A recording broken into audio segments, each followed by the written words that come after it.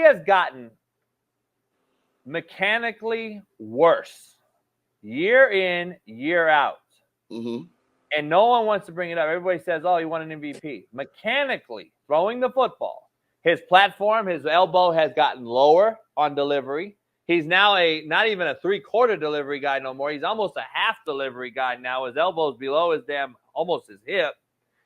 Every offseason I see him on IG throwing the ball to these guys. And I got my buddy Allen in here who I coach and who's from Hialeah and knows Lamar well.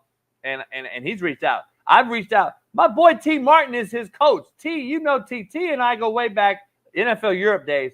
T and I go way. I told T, I said, dog, you had a wideout coaching Lamar for his first 3 years, a wideout coach who he hired from Florida. And then T. Martin was on the staff coaching the goddamn running backs and tight ends.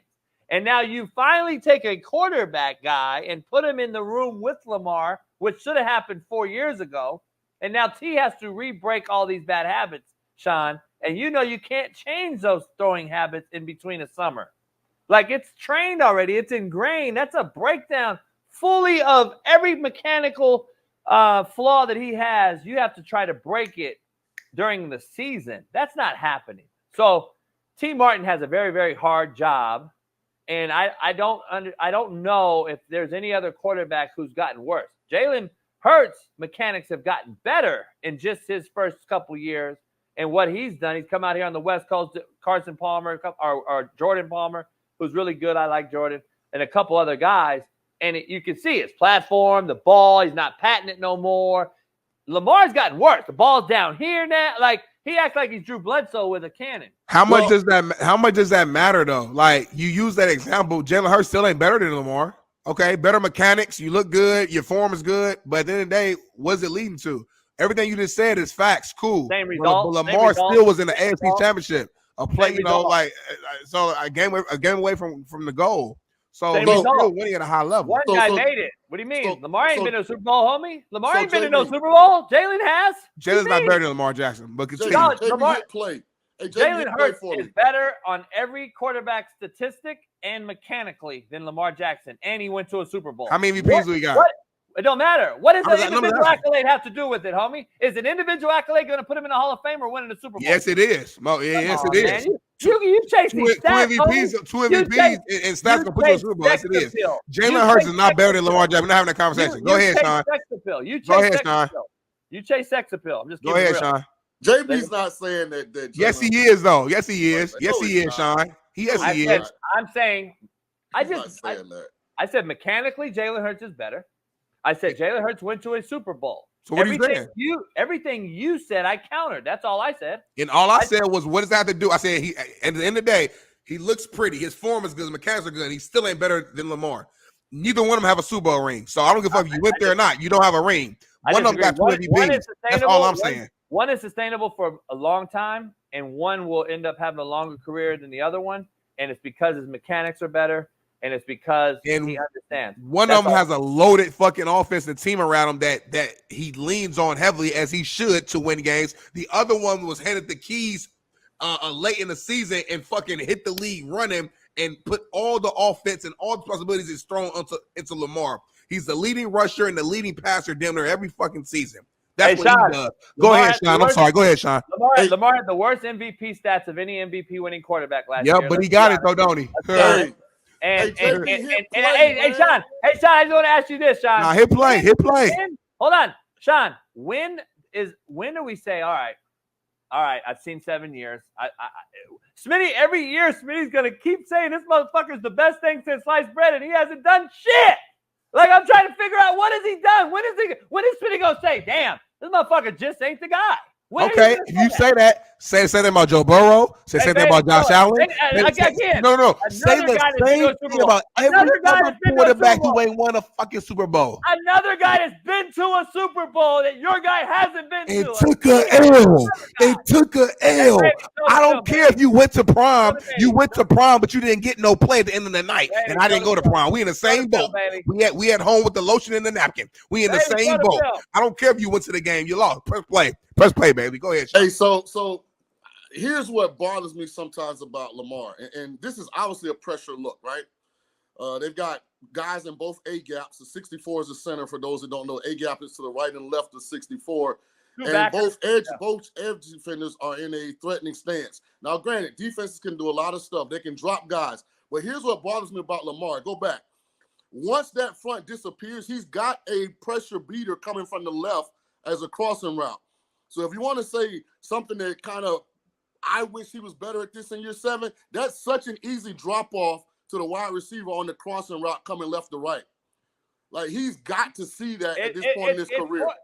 Shaun, it's quarterback 101. You vacate, I replace. Like it's not hard. So that kind of stuff which shows up on film more than I would like is what bothers me more than anything. Like, I have no idea what Lamar's doing right there. Like, that's a basic, okay, we got this route in this package for this specific reason. I mean, that should be a drop-off, in rhythm, on time, guy running away from the defender. Keep playing, because there was another thing that popped up. Let's see the end zone view on these, please.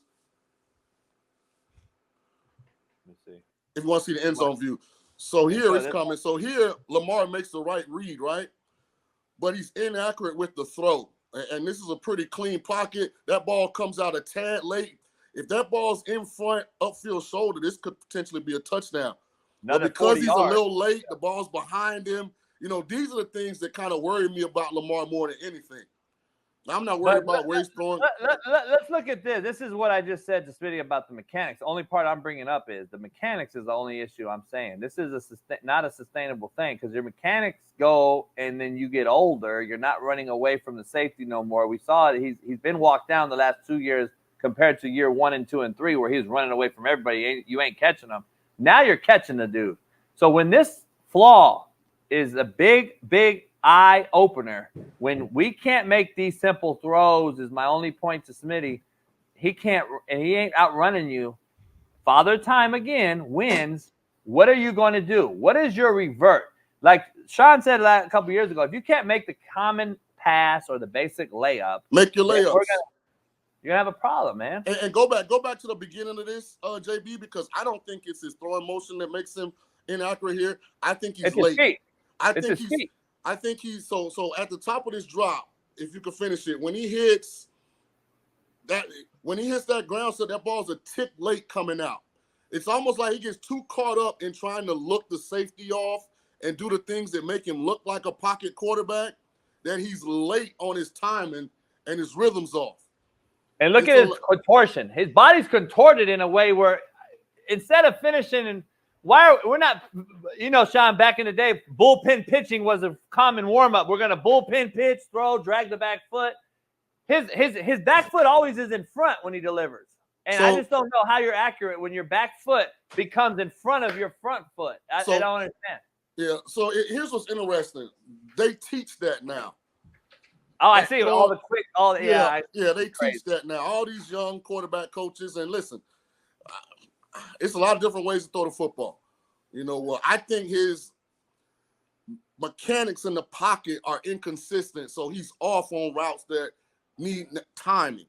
Now, let me ask you, pause right there, not to cut you off. I want to be clear.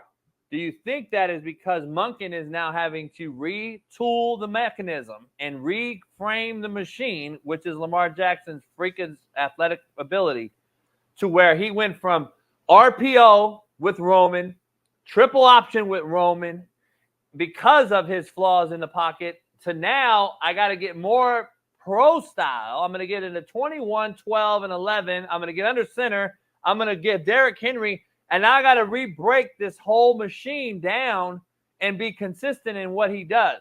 When you run 3 different offenses in one that they had to do with him as a youngster because he was so dynamic and +1 to defenses, you got to be real. How good are you really getting at certain things? You're not really getting better in the pocket. You're getting better on quick releases, RPO. I'm running triple. I'm going to outrun everybody.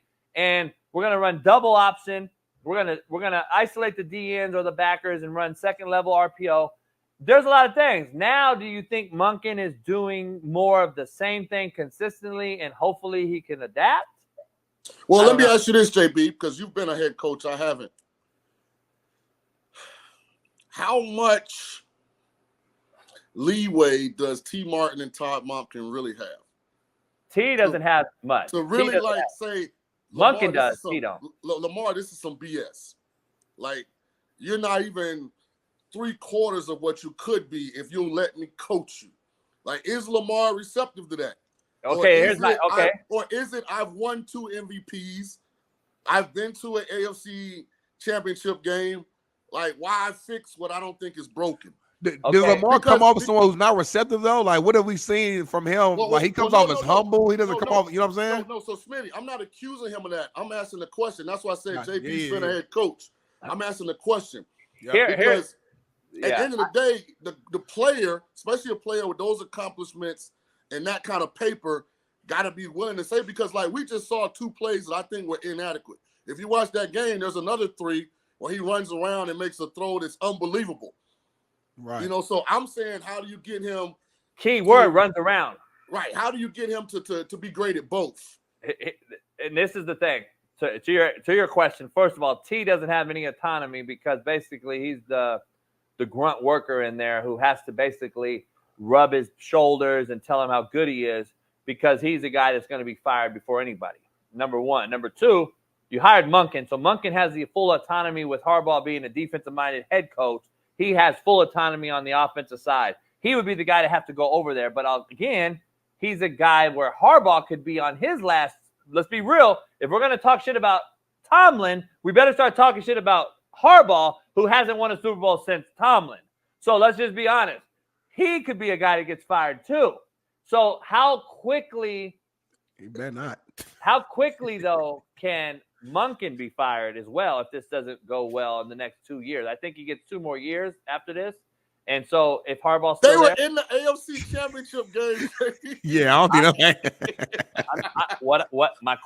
My point was, we talk about Tomlin on here and we defend Tomlin and how great he was.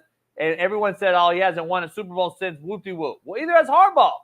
So, like, I'm just being clear. Why is one different? Like, no, I don't. I'm gonna speak for myself. I don't think Tomlin's on the hot seat at all. I don't think neither one of them on the hot seat. Tomlin was last year. Tomlin was. They were talking about being fired last year until he won 5 in a row. You never heard anybody from Pittsburgh say he was on the hot seat. No. But we saw it on media. ESPN sure did. Yeah, they're trying to get Tomlin. That's just content. Let me get back before we move to the AFC East. Let me get back to your first question. Mm-hmm. Here's the thing I gotta say though. Like the question, the bigger issue is the off-season.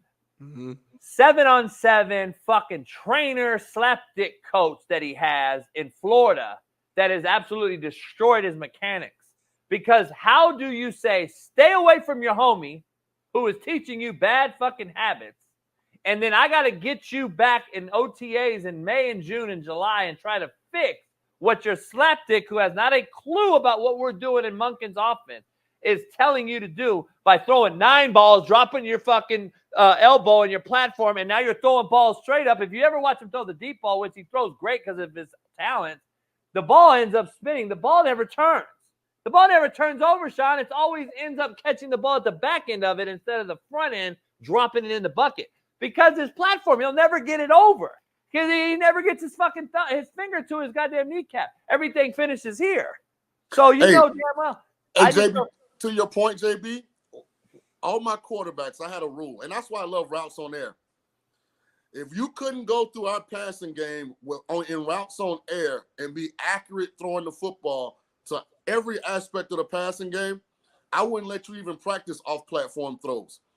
Like, I don't want to see your ass throwing the ball sidearm and behind your back and all of this. If you can't stand in that pocket, and I put like some PFC pipes to create the throwing area, and we go hash mark, middle field hash mark, and you had to make all the throws in a particular play and make them accurate and on time before I let you do any movement stuff or any of this stuff that guys come up with so that they can justify getting paid now to coach quarterbacks. Yeah, that's the thing, though. That's all you see now. It's a social media grab. I got Deshaun Watson as this Quincy Avery character who's a fucking slap. Hey, don't talk about my boy Quincy Avery, good people.